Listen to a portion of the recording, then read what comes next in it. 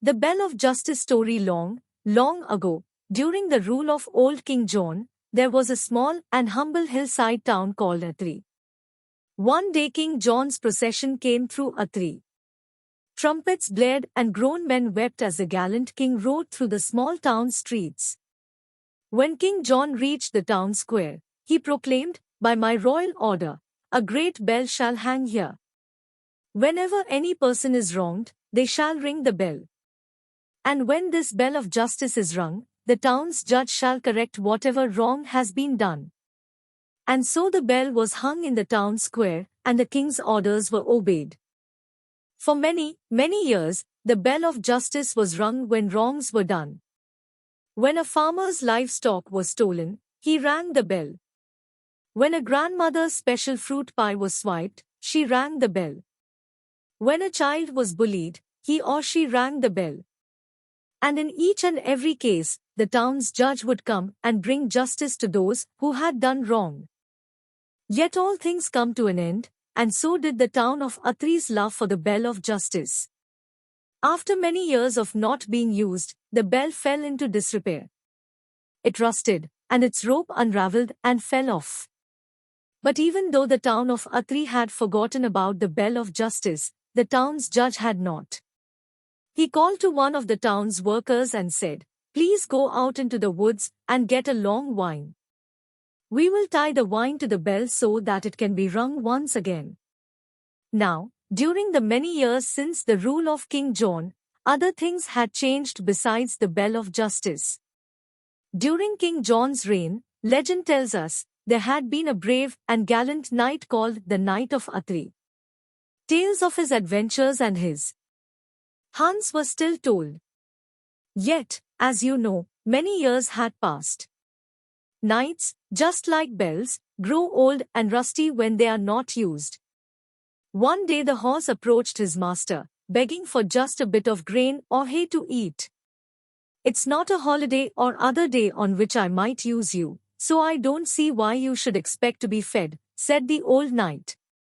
And with that, the Knight of Atri turned away his favorite horse and faithful companion Dot as the tired old horse rushed out into the hot summer sun. His belly begged for something to eat.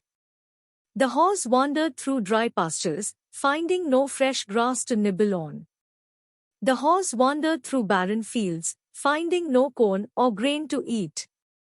And so the Knight of Atri's horse finally wandered into the town of Atri, hoping to find something to eat there. But as the horse walked down the cobblestone streets, food was hard to find. The angry dogs of the town barked at the horse and chased him away.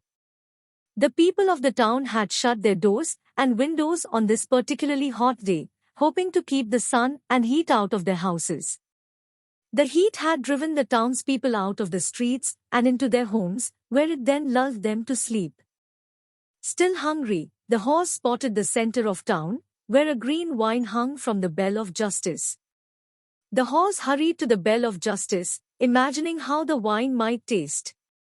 While horses do not know about such things as the ringing of bells and the righting of wrongs, they do know that a juicy green wine can fill an empty and rumbling stomach. It was with this knowledge that the hungry old horse grabbed the wine that was tied to the bell of justice. The horse simply wanted a bite to eat. But the wine had been tied to the end of the bell's old, tattered rope rather tightly, and the horse could not pull it loose. The horse pulled and pulled.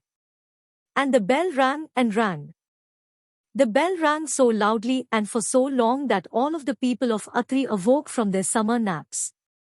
They opened their doors and their windows, at first wondering what the ruckus was.